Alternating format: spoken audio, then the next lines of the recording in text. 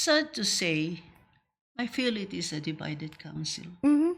I feel that at times we are not getting the proper respect in the council Mm-hmm. Why do you think is that?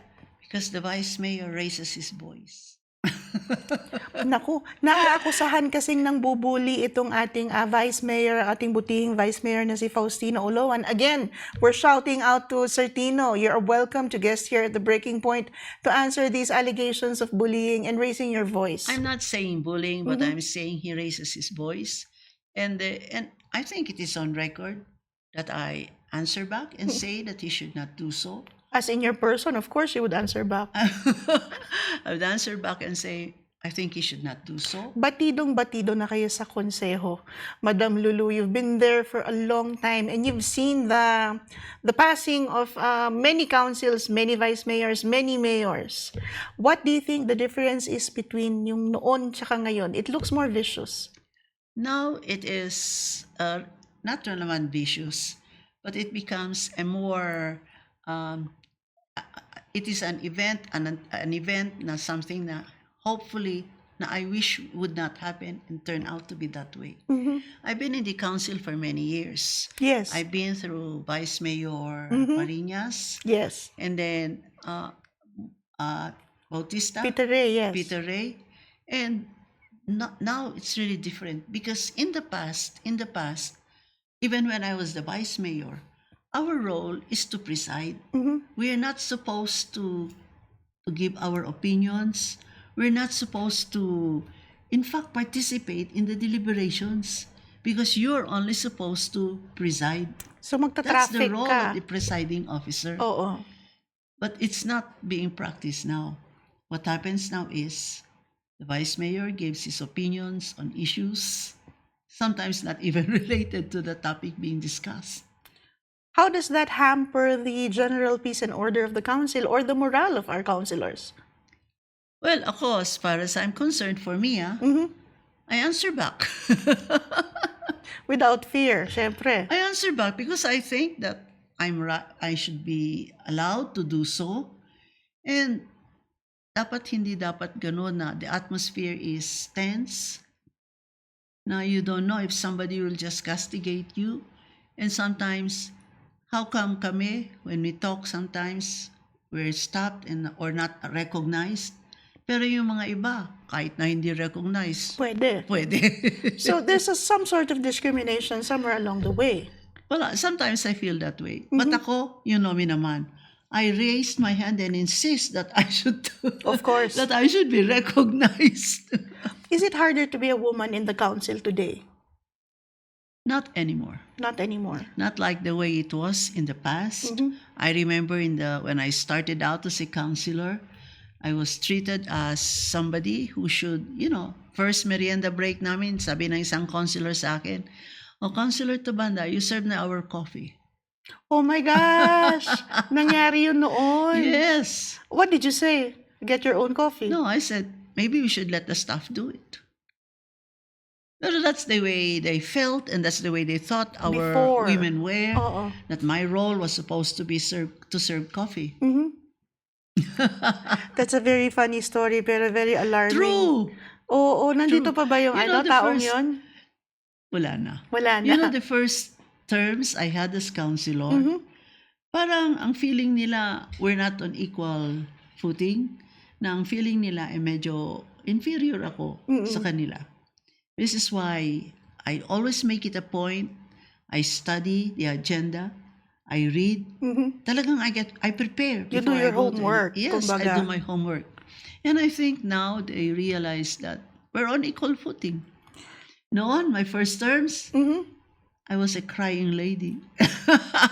Medyo sensitive nga daw po. Betty Lourdes Tabanda is known to be sensitive. Yes, I used to cry during council sessions.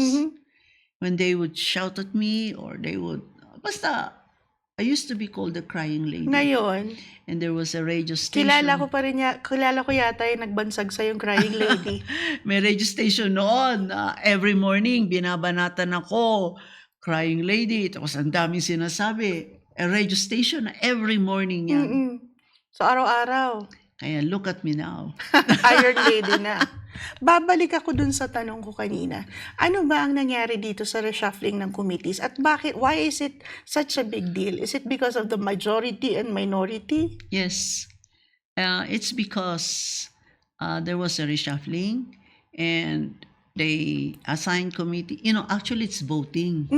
Pero we are a minority. So talo kami sa voting. And our rules of procedure do not state categorically that each councillor should head a committee. It simply enumerates the committees. And I think, if I'm not mistaken, there are 15 committees. Yes. Supposed One for to be each. one for each. But there is no categorical statement in our rules that each one should head a committee. All right. Some of your colleagues did not accept the committees reassigned to them, but you accepted. Because it is my own committee. So, walang kaso. Walang kaso. So, walang kaso sa akin. Now, I think they've explained why they did not accept their committees. So, I leave it to that. So, it's I a respect their decision. difference of opinions. It's a way of Yes. legally looking at the issue. Is that what we have But now? please take note that the work of a councillor is not only being head of a committee. There are other things that you can do as a councillor. In fact, I may mention, Councillor Yangot, almost every session may introduce na proposed ordinance, which is part of the function of a council member. Yes. So, it's not only confined to committee work. Na-doble ba yung committee na hinahandle mo because of the non-acceptance of a No, few? because my committee is already double. I chair the Committee on Health and Sanitation and the Committee on Environment and Ecological Protection. So doble na It's siya a talaga. very heavy committee. And you've been sharing this for the past years? Yes. No, this term lang. This term lang? Previously, I chaired social services. Aha. This term, I decided to take on another committee naman. So, it's very heavy. And in the council, they see almost every week, may pinapasok ako. Oo. Committee report. Kaya I don't think anybody can accuse me of not doing my job. I don't think they have accused you of not doing your job. Iba yata ang napaparatangan nun. Hindi si Betty Lourdes Tabanda. Ngayon, that's the issue of the committees and the reshuffling. Can we clarify one thing about your previous party, ang partido mo dati? Because ang nakatatak sa mga tao ay of course itong Timpuyog Tibagyo. Yes. Napakatagal mong parte ng itong partidong ito. At a lot of people are asking, umalis ka ba? Pinaalis? Ano bang nangyari? At nag-ibang nakapit bahay, kumbaga. First, I would like to clarify. In the last election, I was already with Go. Hindi guest. No, I was a candidate with Go. All right. In fact, there were only, I think, 3 or 4 of us candidates for councilor. That was Yangot, Orcales, Wegan, ako. I was already with Go. All right.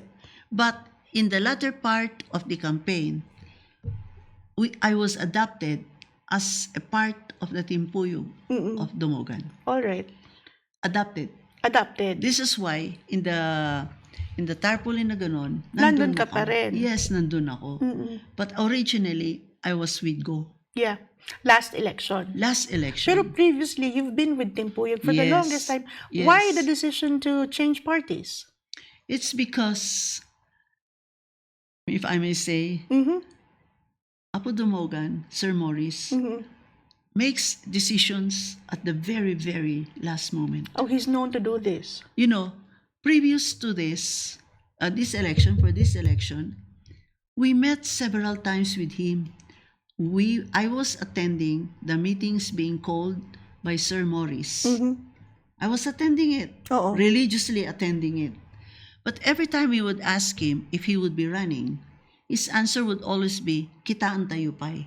So wala pang Agspa survey, kitaan tayo pa'y. no concrete. No concrete plans. So antay lang kayo. So, ako naman, I cannot wait.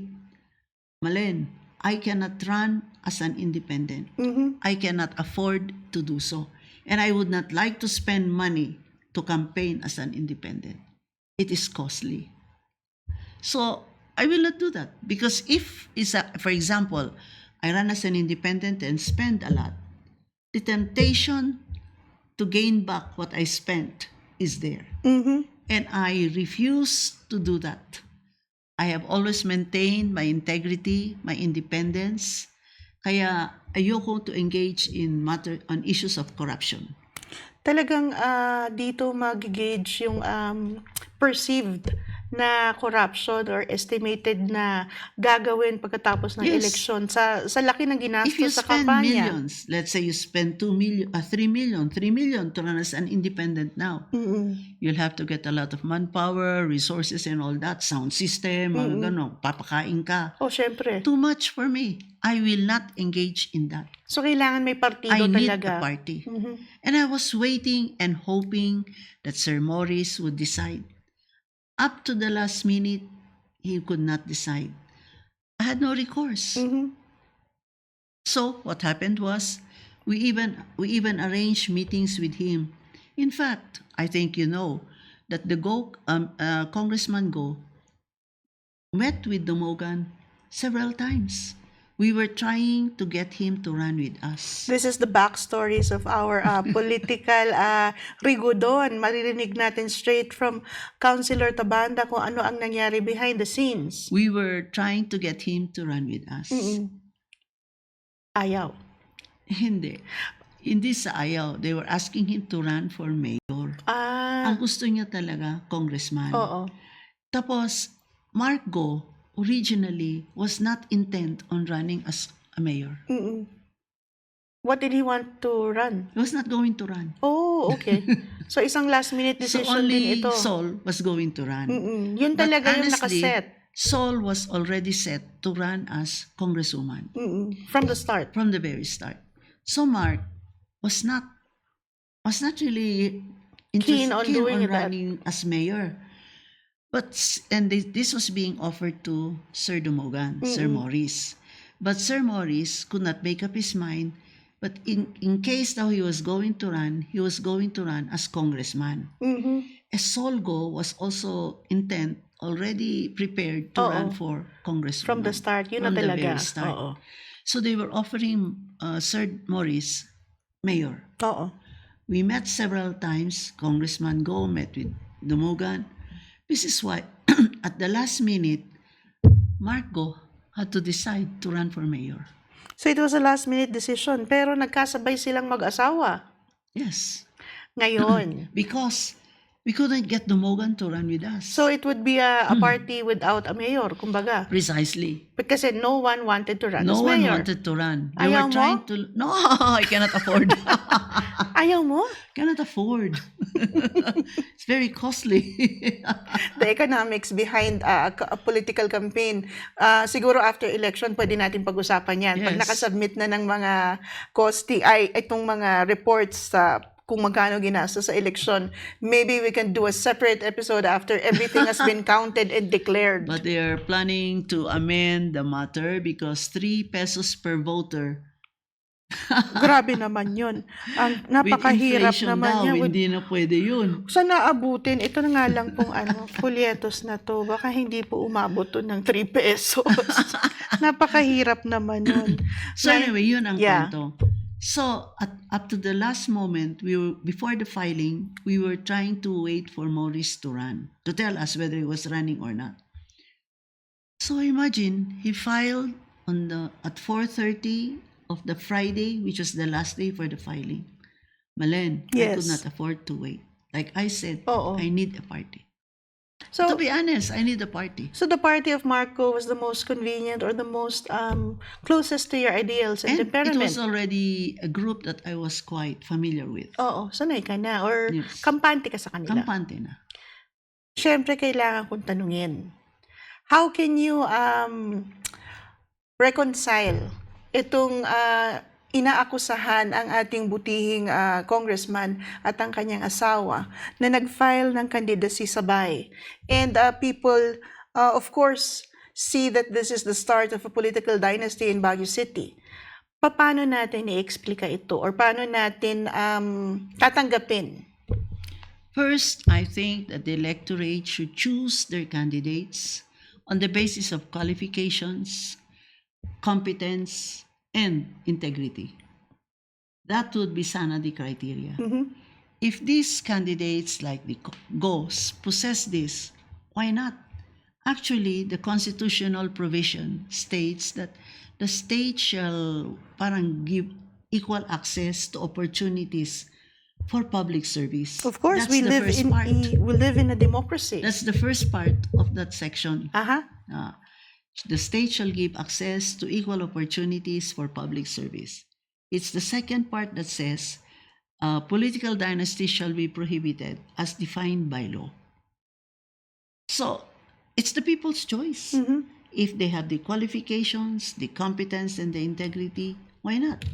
If they feel that it is going to be a corrupt administration, then they fail the test of integrity.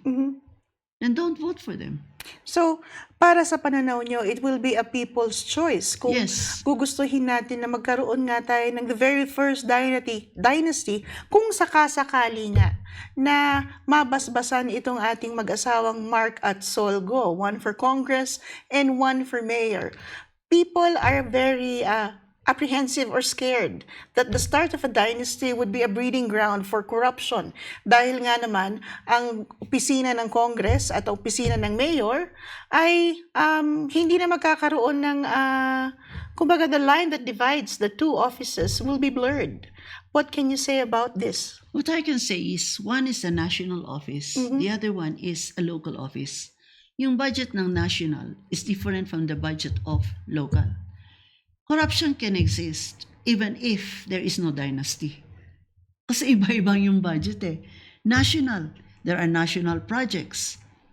Ano naman ang pakialam ng local sa national projects as far as corruption is concerned? Ano naman ang pakialam ng national sa local projects as far as corruption is concerned? Kasi national is bidded out national. Local is bidded out local. How can the office of the mayor become a watchdog to the office of the congressman and vice versa if they are relatives or mag-asawa nga? Watchdog? At the moment, the office of the mayor is not a watchdog of the office of the congressman. Yung funding dyan, So, totally national. separate offices. Separate offices. That's another way of looking at this. Separate offices. So corruption comes in even if there is no dynasty. I'm sure na itanong na sa iyo ito sa iyong pag-ikot-ikot dahil ito ang number one na ipinupukol sa partidong sinalihan mo. Dahil hindi naman natin masisisi yung mga tao dahil Yes. paunang beses nga naman ito mangyari. Yes. And maraming nagsasabi na ang mga kapartido dito sa Makabagyo ay nagiging enablers para magkaroon tayo ng isang dynasty because we are being compared to the existing dynasties that we have in the Cordillera na meron tayo sa Apayao, meron tayo sa Abra. If you look at it in another light, if the congressman and the mayor are both dynasty, sabi mo, there will be a shared vision for the city. In other words, yung city development plan will jibe, projects on the national level will jibe with projects in the city development plan. Shared vision. So magkakaroon ng mas maayos na paggalaw. This is what you're espousing. Yung mga projects ng city na hindi pwedeng punduhan, pupunduhan ng national. If the issue is corruption, then the bidding takes place there, the bidding takes place here. Iba. But there will be a shared vision. Kasi, as of now, tanong ko sa'yo, is there a shared vision? Yung mga projects ba sa national, same direction like the projects of local. Yun ang sinasabi kong shared vision. Ibang perspective na naman. Shared vision. Do you In explain fact- this pag may nagtatanong sa inyo In sa fact- pag-ikot niya sa mga barangay? In fact, one time, there was a session in the council where there was a discussion as to why projects being funded by the national through the congressman's office do not seem to jibe with what the city wants. Kumbaga ay hindi aligned. Hindi aligned. Ang sagot ni Administrator Boni, he was there at the time, De La Peña, at the beginning of the term, 2019, nagkakaroon sila ng coordination meeting with DPWH, DPWH. which is the national projects Uh-huh. under the congressman. That's true, yes. They were having coordination meetings with DPWH para pag-usapan kung ano ang projects na pwedeng puntuhan ng national na hindi pinupundan ng pera ng city kasi kulang nga, para iisa sana ang direction. But according to Bonnie de la Peña, the coordination meetings stopped when the mayor sued DPWH. At one point in time, tumigil lahat ito. Yes, kaya wala na daw coordination meeting.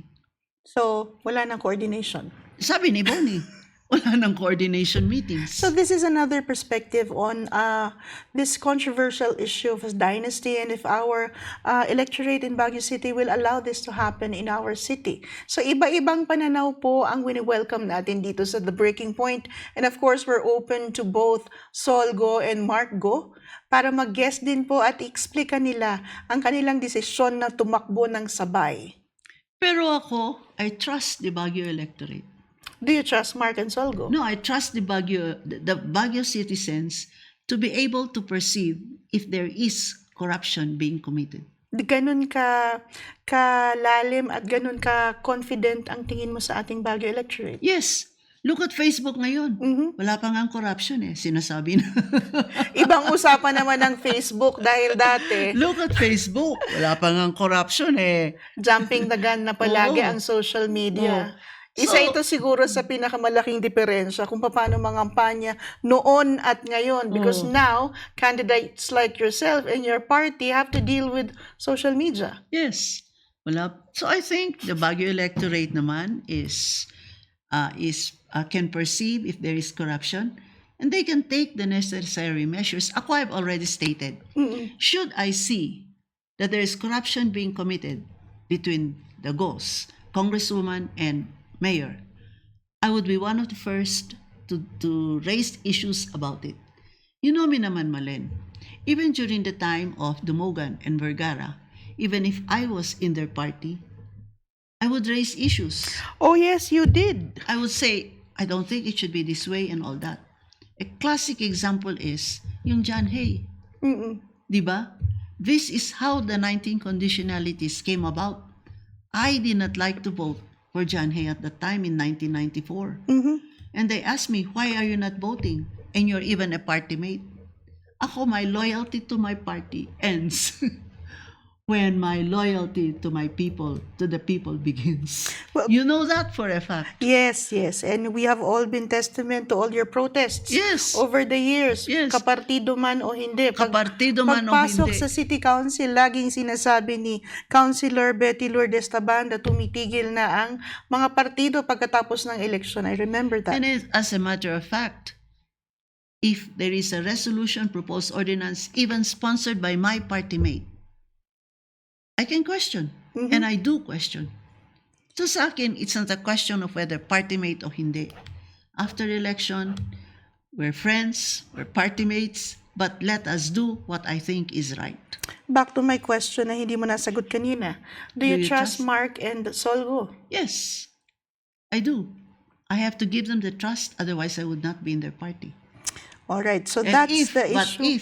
But if I perceive that there is corruption being committed, I will raise the issue and I will see to it that it will be brought to the forefront. mahirap magbanta ang isang Betty Lourdes Tabanda at panghahawakan niya ng ating Yes. mga tagapanood at tagapakinig. Napapagod ba kayong sagutin itong dynasty issue? Dahil ito ang pinupukol talaga sa partidong ito. Actually, they don't ask me many times because it's the ghosts who have to answer that. Pero being a part of a party na ito talaga ang number one issue, it's been asked in the debates. It's been being talked about in social media. It's been being talked about by propagandists, PRs of each of the camps. So ako, my answer there is, first, they are qualified. They possess the necessary qualifications. Ang sabi nila, si Solgo daw ay asawa lang. I am an advocate of women's empowerment. I have checked her biodata. Hindi lang siya asawa. Marami pong nagawang tulong ang isang Asolgo at alam po natin yan dahil magmula nang naihalal si Mark Go sa pagiging congressman, tumutulong sa laylayan si Sol. Ako, it's not a matter of tumutulong. It's a matter of whether she has the capability, the competence to be a legislator. She has a master's degree. She took a pre-law course, master's political science. Hindi siya nuisance candidate. I don't think so. Aha. So ako, sabi nila, her philanthropy aspect. Ako, it's more than that. You cannot be a legislator because of philanthropy lang. So, you believe that in her credentials, maraming Yes. nag-overlook kasi sa credentials ng isang tao, especially dito sa usaping Solgo dahil she's known for her philanthropy. But she's more than that. If you listen to her talk, I think you watch the Leaders Forum, di naman siya natatalo doon. Hindi naman ako kulelat, Oo, kumbaga. nakukulelat doon. So she has credentials din. So she should also be judged on her capability. Alright, so that's the issue of the dynasty na pag-usapan na natin. Besides, may dynasty na rin sa Baguio noon. Pero Nakalimutan hindi niya lang yatang isingit. pinag-uusapan. Kailan ito at sino? I will not mention who, but The situation. the councilor and a punong barangay. Nangyari na noon. Nangyari na noon. Meron pero bang tumuligsa? wala naman nag-issue ng political dynasty. Ngayon lang.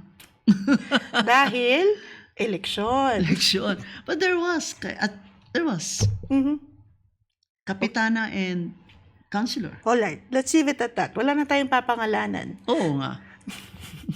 Pagchichismis na lang natin pagkatapos. Ngayon, another issue. Bakit hindi ka bumoto sa Human Rights Defenders Act?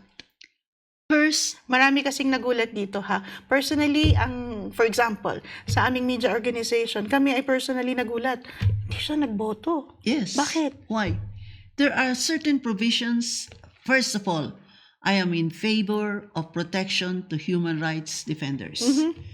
They're at great risk, especially when the violations are being done by government offices, government personnel. Talagang dihado sila. Kasi government against an ordinary human rights defender, talagang dihado. But there are provisions in the in the ordinance which I need clarification of and which I feel should rightfully belong to the Commission on Human Rights. So parang mag-overlap ang function. Yes, for example, if I remember right, the ordinance provides that the city should establish a sanctuary for human rights defenders. I am very practical.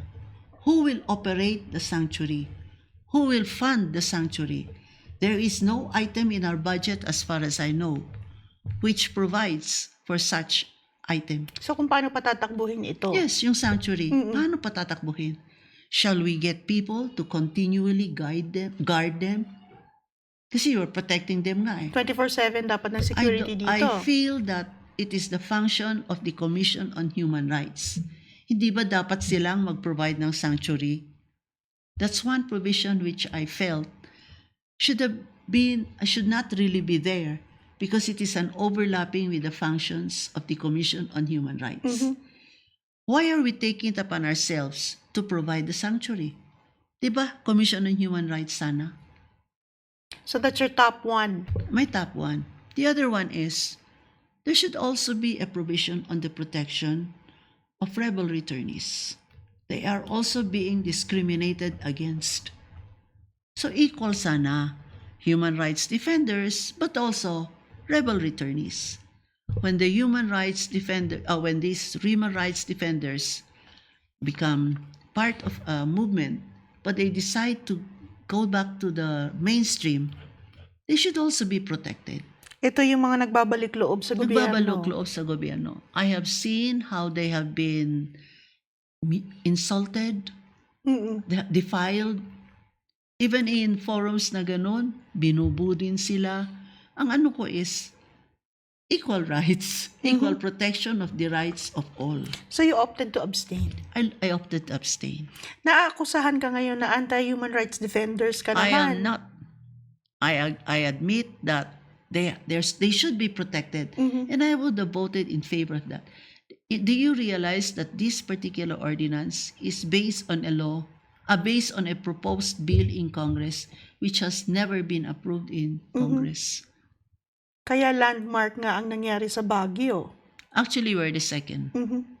So I am not against human rights defenders. But like I said, I believe that the main function should belong to Commission on para kepang Commission on Human Rights. Oo. If the city will take on the function of protecting all the human rights defenders. So I'm speaking of practicality.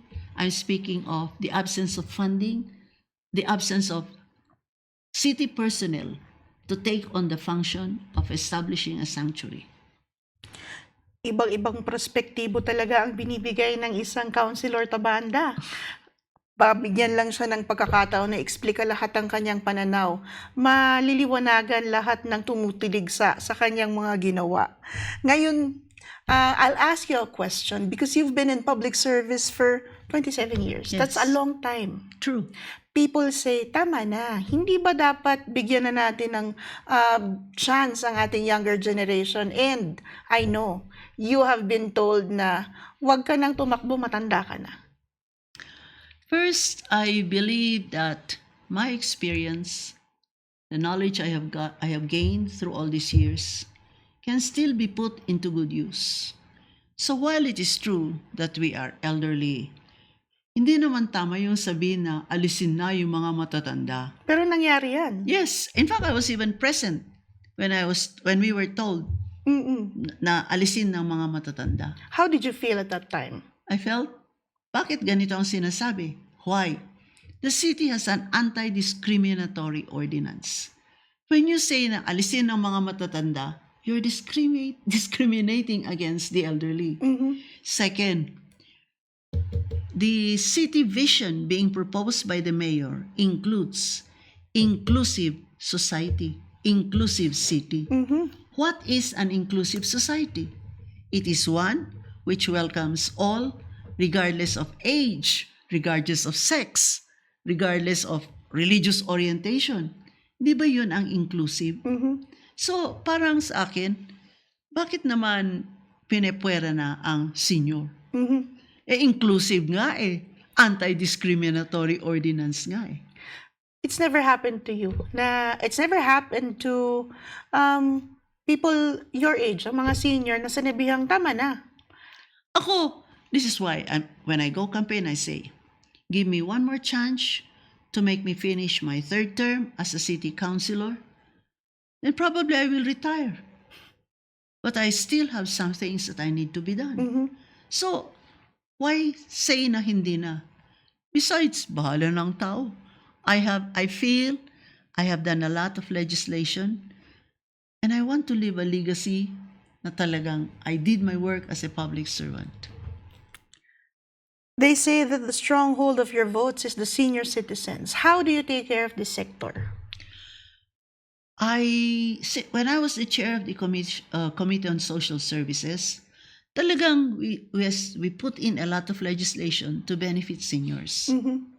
Even before there were national laws on benefits to seniors, discounts and all that, you can check the record. May mga ordinances na ako granting discounts and benefits to seniors. It became your advocacy over the years as a city legislator. Why did you focus on the rights and the welfare of seniors? Not only seniors. I started with women. Women's empowerment was my main advocacy at the beginning. Violence against women, champion ako doon. So I started with women. Eventually, I realized seniors also needed help. So from women, sinabay ko na ang seniors. Even children, taking care of children. It's part of social services. You've taken on these advocacies at ika nga napamahal ka sa mga sektor na iyong pinaglalaban. Yes. Hindi ka ba napapagod as a legislator? No. It's become a way of life kasi. It's become a way of life. So what we do is we go out, we talk to them, not only during the campaign period. This is why I I engage in conversations with the seniors. I attend meetings, not only during the campaign period, with women, with other groups, with the seniors. Ask the seniors in many of their meetings in the barangays, even without the campaign period. I have been there. Mhm. Sinasabi nga nila na ngayong eleksyong ito, tinitignan natin kung sino ang magna number 1.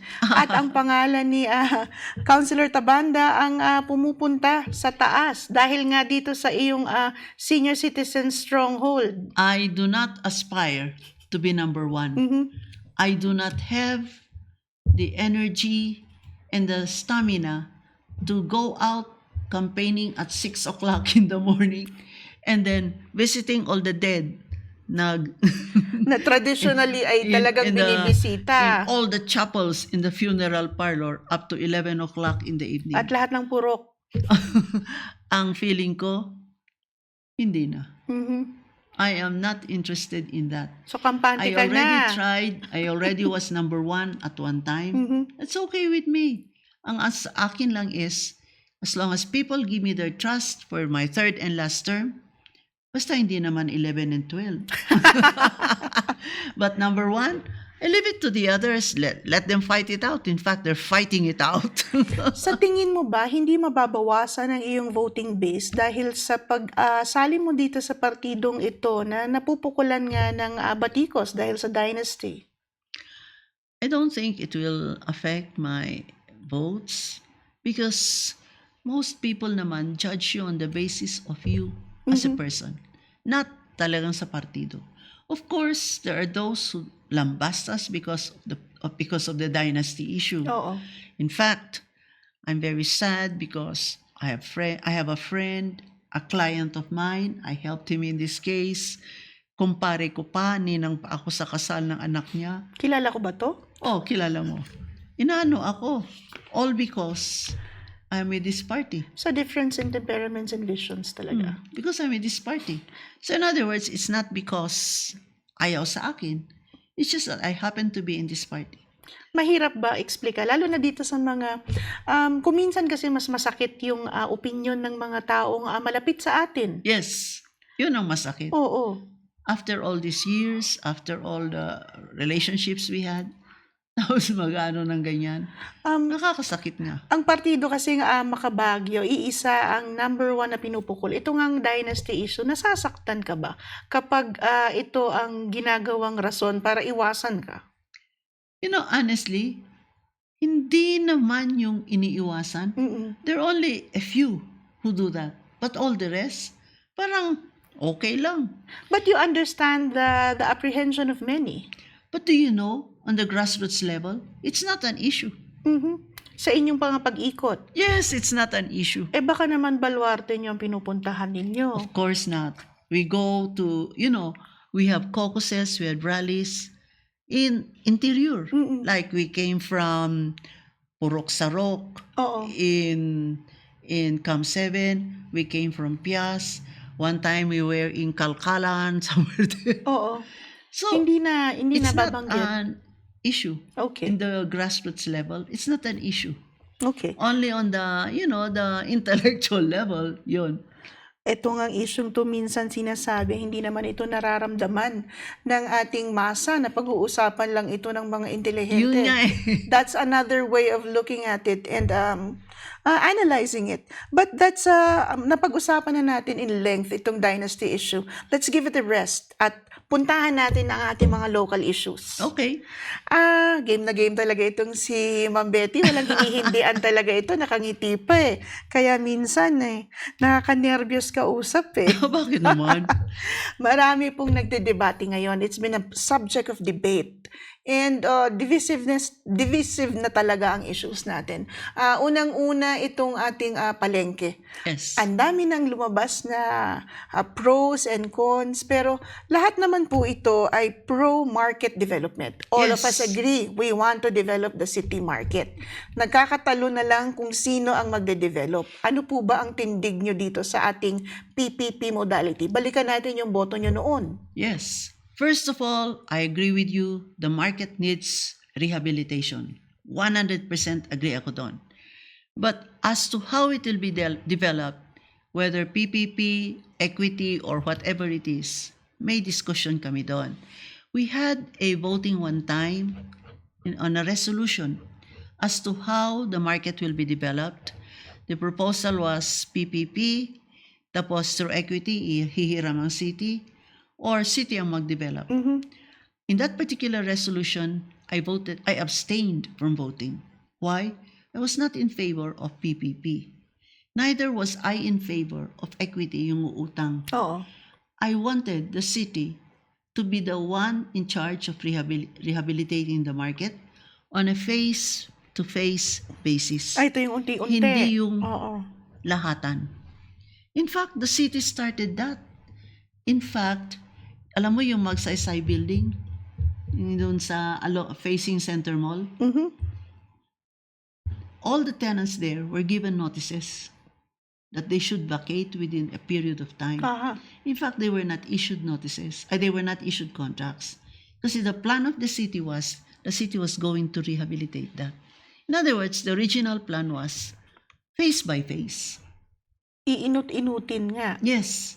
And then, later on, yun nga, pumasok yung PPP. At na-overrule na nga. Pero you realize that in the voting which was done for the PPP, 7 voted in favor of PPP. Yes. 4 voted for equity, yung utang. I abstained. Councilor Sembrano was out of the session hall when the voting took place. So how many were we? 7 plus 4, 11. 11. Plus me, 12. Plus Councilor Sembrano, 13. Wala pa tayong 7, IPMR nun. 8, 9, 10, 11, 12, 13. And the vote for PPP was 7. So was that supposed to be a majority vote?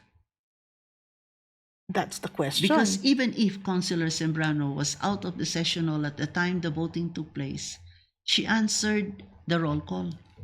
Nandun siya. She was Present there, siya. present, so she's counted. Oo. So 7, 11, 12, 13. 13. 6 and a half.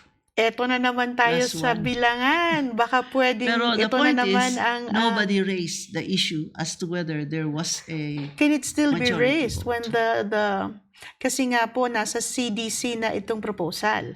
Kumbaga lilipat ulit sa konseho ngayon, pero that's a slim chance kasi malapit na tayong mag-eleksyon. So most probably ini-estimate yung bagong konseho na ang boboto dito. Yes.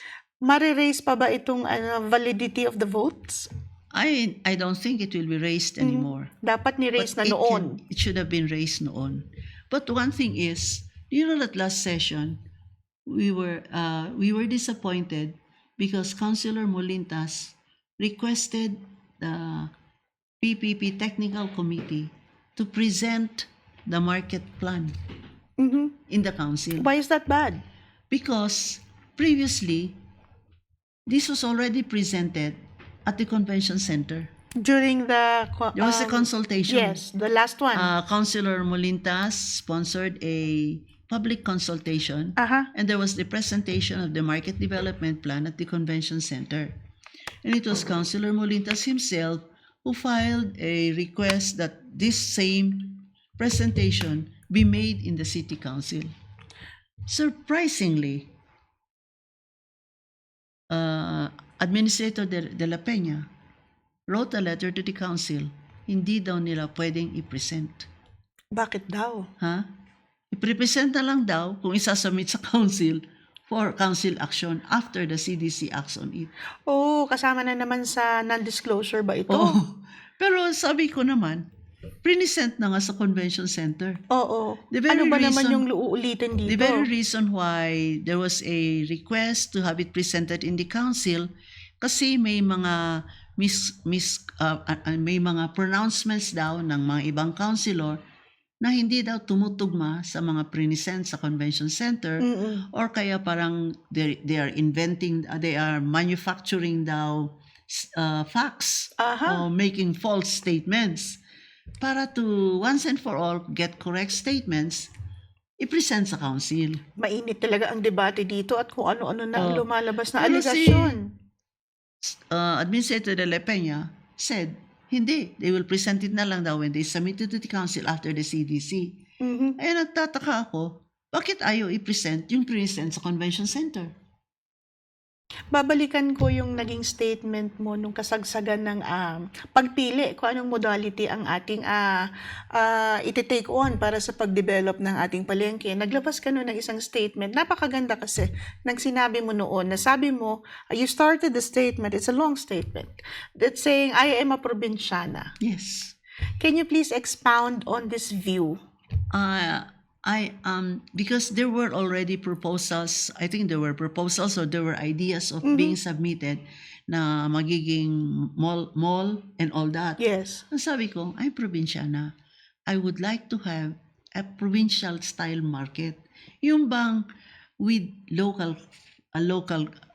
market has a local flavor. Mhm. Yung bang the character of the market is pang-probinsya. Ito yung pinaglalaban kasi ng ibang sektor that they say the market is the soul of the city. The soul of the city. At hindi natin kailangan ng isang magarbong estruktura. We don't need something grand. Let's maintain the character of the market. If you go abroad, especially in the European countries, yung market nila maliliit na ganyan. Kasi identified na yun ang character, yun ang soul ng lugar na yan. Maraming hindi nakakaintindi kasi kung ano yung sinasabi nating soul ng palengke. Merong mga nagda-downplay ng sentiment ng ating mga kababayan na ang soul ng isang syudad ay hindi naman makikita sa palengke.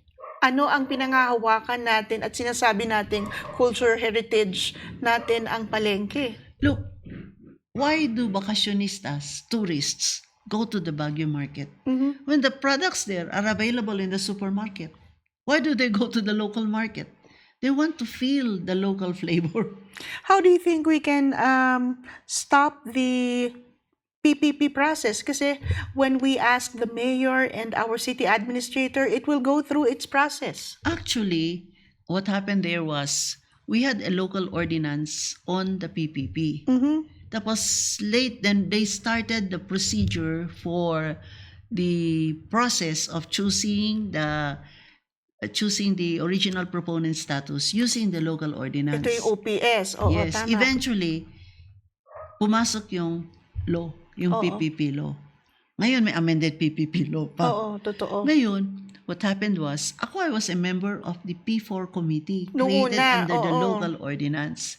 Kami yung present yung mga unsolicited proposals.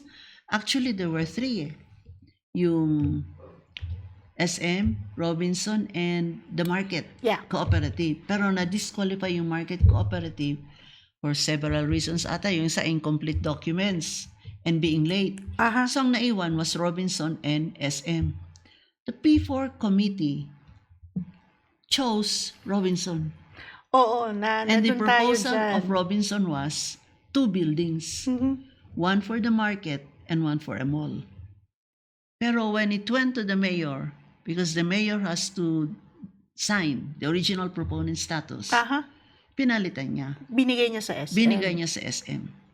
So, yun yung naging, nung panahon na yon, nagulat yung mga tao kasi nakapili na nga Nakapili itong yung committee. P4 committee natin na Robinsons nga ang napili because of the proposal that they gave. But in a turn of events, our Mayor Benji Magalong gave the OPS to SM. SM. At dito na gumalaw yung ating... And ang point ko noon was, di ba dapat return niya muna sa P4, stating the reasons why he cannot sign an OPS for Robinson. But hindi nangyari. And then the P4 committee will deliberate again. If talagang hindi pwede ang Robinson, then the P4 committee may recommend siguro SM. Pero hindi nangyari. Outright, rineject na ni Mayor ang Robinson and awarded it to SM. Did you feel alarmed during these times? Yes, so I stopped attending the meeting. Oo. Marami kayong tumigil mag-attend ng mga attending the meeting. meeting kasi sabi ko, parang of what use pa is the P4 committee. Kung ma-overrule din ang P4 committee. Nagkaroon sa punto ng ating politika, magmula ng upo si Mayor Benji Magalong na hindi kayo nagkakaintindihan sa maraming mga bagay. Hindi sa hindi nagkakaintindihan. It's just that, first, I do not agree with the proposal na with what the system, the method. Papasok ngayon, Monday morning ibibigay, gustong approve na sa hapon. Mhm. You know me naman. I demand that we have time to study it, and I really study naman. I may be in favor, who knows? Mhm. But give me time to look over it. So, hindi umubra yung ganitong sistema sa Hindi, iyo? actually, yun ang hindi umuobra sa akin. Yung sistemang ganon. But going back, Yes. kaya I was interested in the presentation sana to be made by the P4 Technical Working Group. Yes. Because from what I heard, that's why I wanted to verify, ang final output daw ngayon, 2 buildings daw. Mhm. Yun ang original proposal ng Ng Robinson. Robinsons. So, that's what you wanted to clarify. I wanted to find out kung totoo. Mhm. That's why I have never talked about it in any campaign I did. I never talked about yung SM. Mhm. Because I wanted to verify kung totoo yung sinabi sa akin Mhm. na ang proposal daw ngayon ng SM, 2 buildings. And that was the original proposal of Robinson, which was rejected. Yes. Kaya ako, I really want the presentation. Mhm. Why was the Robinson proposal rejected when now the SM proposal daw Yes. is 2 buildings? Na hindi pa natin na-verify. Kaya kailangan, that's why I wanted talaga na mag-present yung technical working group. As you understand it, kapag napunta na sa konseho ang boto kung mag-yes or no tayo sa proposal ng SM, will it stop there? If the council says no? According to the PPP authorities, it stops there. So it's going to be a very dramatic vote. Yes, dramatic vote, very important vote. Pwede A mag-grandstanding na ang mga tao. A vote which may decide the fate of the city market. It Oh, will yeah. definitely decide. It will be a But very, very the important PPP vote. committee says, first, we have 120, the council has a maximum Of 120 of 120 days. days to act on the matter, starting from the certification that all the documents required are submitted. Yes. The 120 days, maximum. Hindi pa naman pumapatak itong 120 days Hindi na to pa kasi pinasok. wala pa. Kasi papasok pa sa City Development Oo. Council bago ipapasok sa council. Alright. Kaya nagtaka ako, may public consultation daw na ginawa noon sa convention center. Mhm. But ayaw i-present sa council. Kasi pareho din lang kung sakali. Kung saan. Ang nasa konseho ngayon ay ang pumapatak ng 120 days ay ang ating Intermodal intermodal terminal. terminal. Ito po yung magkakaroon tayo ng iisang terminal. And when will the council decide? We have to decide on or before June 3. Dramatic ba to? Yes. Is it as dramatic as the market? Not as traumatic, but Equally dramatic. important. Oo. Equally Importante important. rin din to. Kasi I have an issue there. Mhm. If we agree to that, one of the conditions is we should eventually pass an ordinance which will require all the bus companies to use the terminal. Mm-mm, na sa may dairy farm. Yes. So my question is, why are they letting us approve now? Shouldn't it be the proposed ordinance pa mandating all the bus companies to go there? So kung ano yung mauuna. Because if, for example, we approve yung intermodal ngayon na proposal, condition precedent yun, yung the bus companies should go there. Oo. What if we cannot make that ordinance? Because Dango has a terminal. Victory has a terminal. Victory has a terminal. Can we mandate them, order them to go and use So that's the terminal? glitch that you're thinking, that you're seeing in this. Yes, because I ask, what will happen if we are not able to pass an ordinance like that? Mhm. Then it will be daw, the city will be in default. We will be subject to penalty. We will be subject to... Oh, we will be in default. May we will be penalty in tayo. default. May penalty o kaya they can sue us in court. Oh my gosh. So this will be a litmus test of the whole PPP process. That's why I ask, shouldn't you ask us first? Shouldn't we act first on the proposal to mandate them to see if we can really compel them to go there? So dito natin makikita kung paano tatahakin ng ating konseho ang proseso ng PPP. Nga dahil meron tayong isang project na pagdidesisyonan. Yes, but yun doon, condition precedent yun eh. Oo. It is one of the commitments which the city will make that we will compel all bus companies to go That's to a the tall terminal. order because big bus companies What if have they their will refuse? terminals. Because they have their own terminals. What will we do to them? Then we will be in default. Which means, Which means we pay now a default fee of so many, I don't know how oh much. my gosh, Or they that's a sue us in new- court. that's a new issue, itong default fee natin. I asked that question eh. Oo. Yun. Did you get a satisfactory Yun. answer? Default fee nga. Either we pay a termination fee if we are in default, or they file an action against us. Alright, so that's for the intermodal terminal.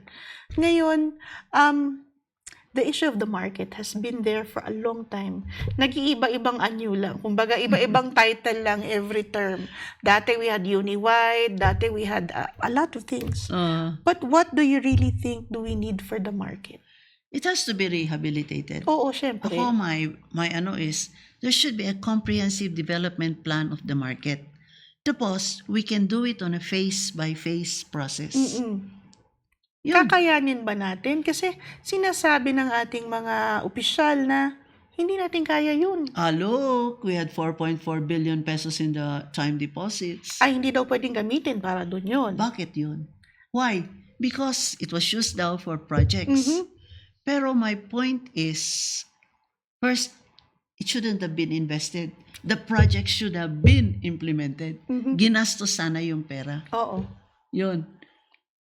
I think that's one of the reasons why the city has not been able to get the seal of good local governance. Dahil dito sa mga project natin na Unimplemented nakatenga. projects na Marami nakatenga. po ito. Yes. That's why nga may 4.4 billion noon eh. Oo. Mga projects daw yun, earmarked already for projects, appropriated for projects. So we have not been able to get the seal of good local governance. That's one reason. Kaya nga nainggit nga kami, sa La Trinidad may seal sila. Meron nga po. Because that's the ultimate test of good governance. Ang ating mga kapitbahay sa La Trinidad na hanggang ngayon ay hinahagad maging syudad ang kanilang. Naka-seal of good local governance sila. Other municipalities in the Cordillera naka-seal. Kami hindi. Hindi pa. The last time we had a seal of good local governance was in 2017. Matagal-tagal na rin pala. Oo. So in this administration, we don't have the seal of good local governance. A lot of people taught us na Baguio is the bastion of democracy because of the Human Rights Defenders Act. Tayo ang bastion of good governance because of the battle cry of our But we mayor. cannot get the seal of good local governance. What do you think is lacking in this administration? In this time that we have now, ano ba ang kumukulang? Anong kumukulang? Oo. I think what is needed is the comprehensive development plan. Do you know that our comprehensive land use plan, yung CLUP, has already expired in 2023? We have not approved yet in the council because it was not, I think, submitted or something. Basta we have not yet approved in the council an updated comprehensive land use plan. So it's not That's all one of the good reasons why we governance cannot pala. that's one of the reasons why we cannot get the seal of good local governance. Kasi the comprehensive land use plan is supposed to be the basis of an updated zoning ordinance.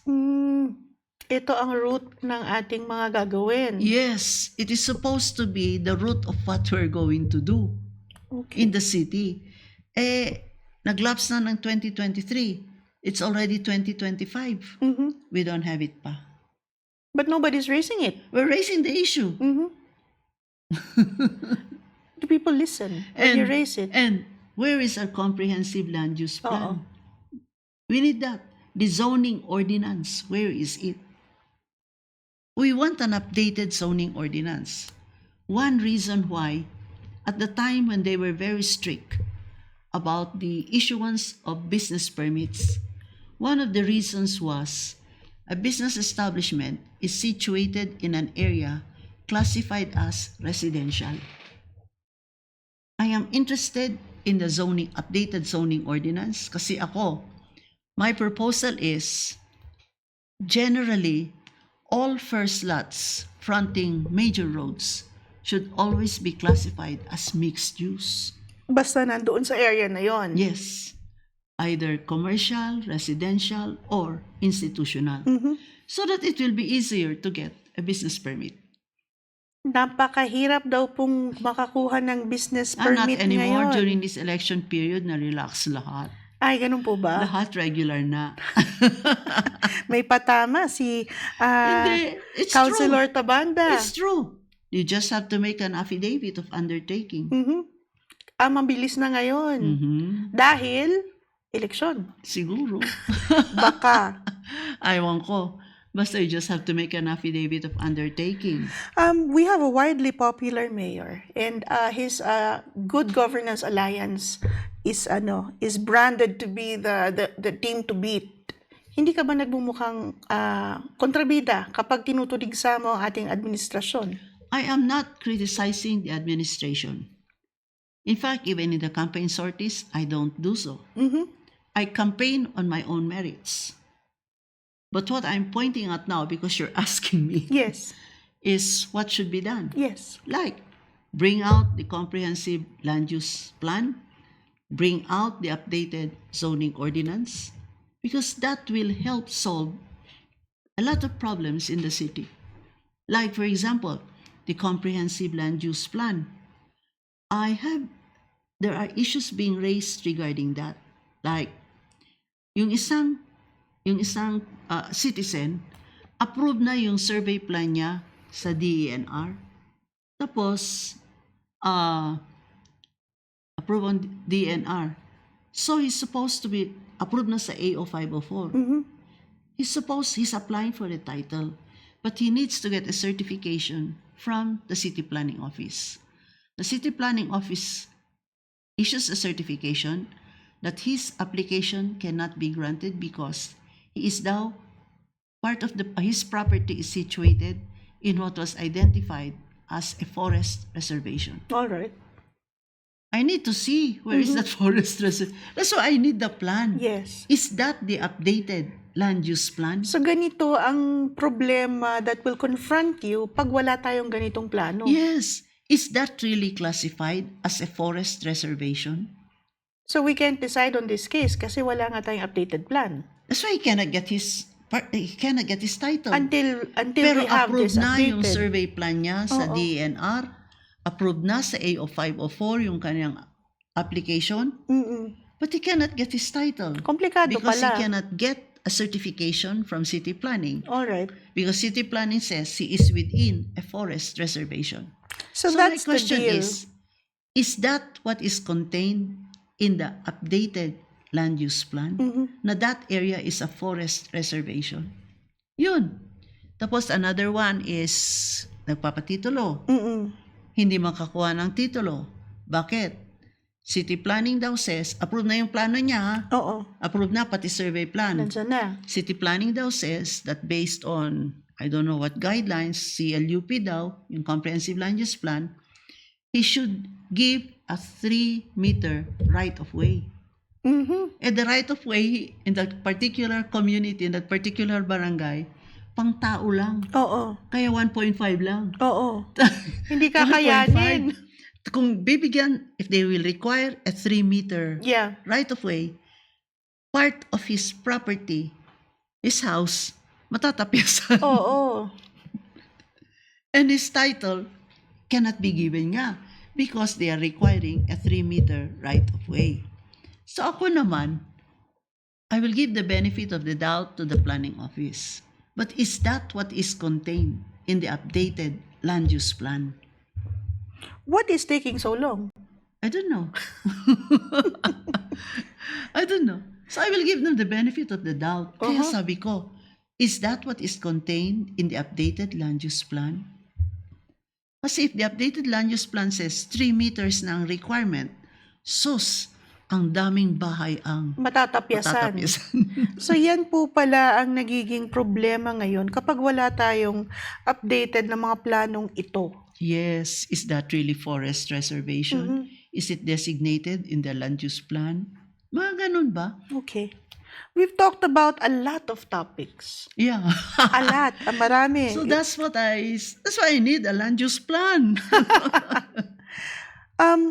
What do you think are the top 2 problems of Baguio today? Land. Pa rin. Yeah. City charter. I don't think it's really a problem. Why not? People are raising a hoot about it I now. admit that there is a flaw there, particularly on the provision that requires the submission of our approved ordinances to the Sangguniang Panlalawigan. Talagang flaw yun Yung sa Benguet. sa Benguet. Oo. And last time, the Vice Mayor said they will submit our ordinances daw to Benguet. I don't know what Benguet will say about it. I don't know if they know what to do about it. I also don't know what they will do about it because they know that under the local government code, it's not required. So I agree na mistake yun. It's an error. Paano natin i-correct lahat ito? There was an attempt, di ba? Ay, Kaya navito nga. Na-veto kasi it was not those provisions that were vetoed. It was the other provision on land use or something. So, not yung dalawa. Yung third one daw, according to Congressman Go, it was what was recommended daw by the mayor. So, I really don't know. Pero I agree, there are flaws. And I think that if we put our heads together, we'll know how to amend it properly. Pero I just like to clarify one thing. There should be no problem regarding the 13 barangays because an issue being raised is na-increase daw ang land area Ng BCDA. ng BCDA. The explanation there is that the 627 hectares actually includes the PESA area and the ambassador's residence. So kaya nag-increase. If you remove the PESA area and the ambassador's residence, it is back to the same figure of 570. So this is what these added areas represent, PESA Yes. and Ambassador's area. Ambassador's area. So the fears are misplaced. Because I think misplaced nga.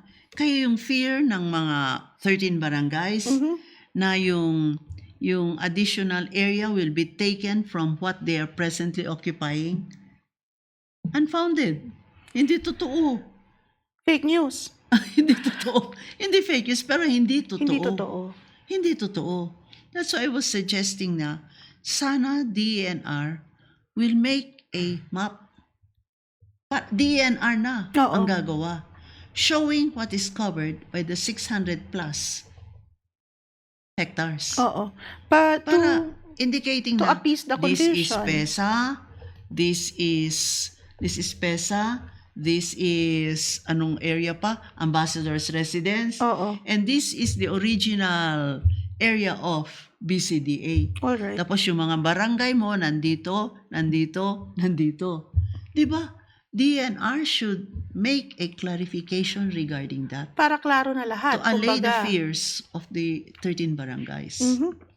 Kasi ako, I'm a strong advocate of the exclusion of the 13 barangays. In fact, if you look at the resolution in 1994, I am the movant.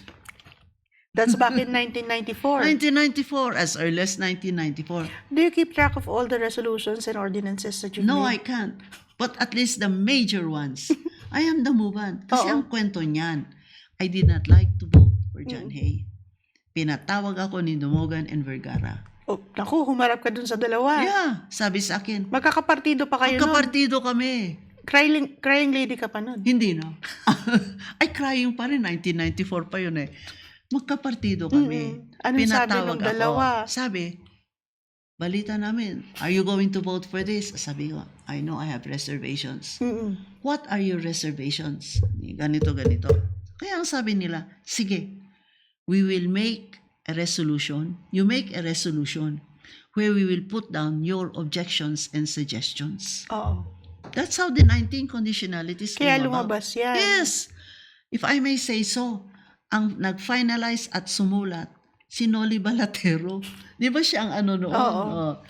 Pero I was there. They asked me what my suggestions were.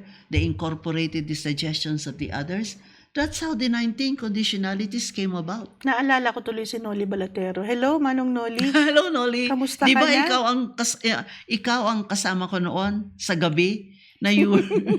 Sinasali natin sa usapan si Noli Balatero. Sana mabigyan ka ng pagkakataon, Sir Noli. Punta ka naman dito sa amin. Magkwento ka tungkol sa iyong rich history ng Baguio politics. I'm sure madaming maikikwento ito. I really believe it. I remember, it was Noli. Then we ended up late at night. Mhm.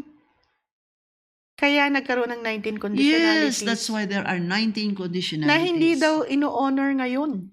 Ino-honor naman, pero hindi ini-implement. There's a big difference. Ino-honor, admitted na meron, pero hindi ini-implement. That's why in the 19 conditionalities, yung number, anong number yun? 14 ata? It is not segregation. The word used there is exclusion. The 13 areas, Of the 13 barangays. In other words, dapat yung area na yun should have already been excluded from the very beginning. Hindi segregation. All right. Kasi that's what I was saying. Let us not include the area occupied by the 13 barangays. So we exclude them. Excluded, hindi segregated. Kasi pag sinabing segregate, ibig sabihin parte sila Kasama pa, nun. tapos aalisin mo. Ito talagang Excluded, hindi. hiwalay na talaga. All right. And this would mean that the areas occupied by this will include the road network, the schools, and all that. Not yung ginagawa ng BSDA ngayon na yung nakatayuan lang ng bahay ang segregate daw. Oo. There's a big difference between exclusion and segregation. Semantics na tayo ngayon, tsaka legalese. Hindi semantics, it's the idea itself. Kaya with Noli, ang tagal namin kasi I can imagine. just the use of the word exclusion. Totoo. Ngayon, probably my last question Pero for this tignan mo, episode. Yung mga kasama namin sa council, yun ang ginagamit nila ngayon. Hanggang ngayon. Yung 19 conditionalities. Oo. Naalala ba nila nung 1994 pa? Oh, they use it and say that it should be followed and all that. Oh, I'm happy. In other words, may contribution ako. May ambag ka. May ambag ako. Ngayon, ang dami na natin na pag-usapan and probably my last question nga. What is the difference between the politics before and the politics now? Iba yung politika sa pamumulitika, ha? So, ang politika ngayon. I've been in this politics for many years, Yes. since 1992. Honestly, honest, it's the first time we're having an atmosphere of animosity, an atmosphere of yung you don't want to be involved in this kung pwede. It's the first time. Mabigat ang dating, Mabigat kumbaga. ang dating. Kumbaga ay talagang nahahati ang ating mga kaibigan, kamag-anak, mahal sa buhay. It's not only that. It's a politics now which is siraan. Iba, madumi. In the past, you don't make a statement saying you don't vote for somebody. A candidate will not say that openly na don't vote for him or her. Pero nangyayari ngayon. Ngayon nangyayari. Ako, I refuse to be part of this. Basta ako, I campaign on my own merits. Because I think, qualified naman ako. I have all the qualifications. I have all the accomplishments. And I am not involved in any hanky-panky. So, wala akong kinatatakutan. Pero maraming natatakot sa'yo. Last word, your message to your detractors. Wag na yung mga dalagang nagmamahal sa'yo dahil alam natin, sayong-sayo ang boto nila. Dun sa mga tumutuligsa sa'yo, what can you say? I ask you to judge me as a person, but if you think that I am not the kind of person you think I am, wala na akong magawa. Like my husband says, just relax. Just relax. You have your own merits. You can stand on your own merits and your own character. You're not involved in corruption. So why bother? Alright, nagpapasalamat tayo na napuntahan tayo ng isang Betty Lourdes at Tabanda sa ating episode ngayon. At the breaking point, we talk about the issues that matter and of course, the issues that will affect our community. This is Malen Katahan. Maraming salamat po. Thank you. Thank you. Thank you.